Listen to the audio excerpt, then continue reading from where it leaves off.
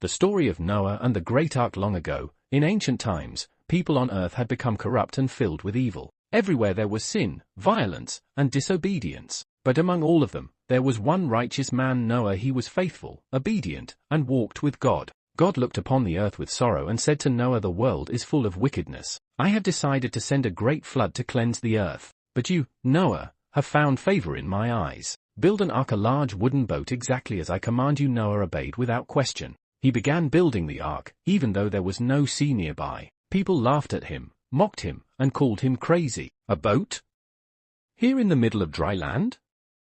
They sneered, but Noah remained steadfast. For years, he worked on the ark with patience and trust in God's word. Finally, the great ark was completed, massive, 3 stories high, with room for people and animals alike. Then God said, "Bring into the ark 2 of every kind of animal, male and female. Take your family and those who believe with you." Noah followed God's instructions. Once everyone and every animal was safely inside, the skies darkened and then it began. Rain poured from the heavens, and water burst from the earth. A mighty flood covered the land. The floodwaters rose higher and higher, even above the mountains. All life outside the ark perished, but Noah's ark floated safely upon the waters, protected by God's promise. For 40 days and 40 nights, it rained. Then, slowly, the rain stopped, and the waters began to recede. Months passed. The ark finally came to rest on the mountains of Ararat. To find out if the land was dry, Noah released a raven, then a dove. When the dove returned with an olive leaf, Noah knew that life had begun again. God then said, "Come out of the ark with your family and all the animals. Multiply and fill the earth once more."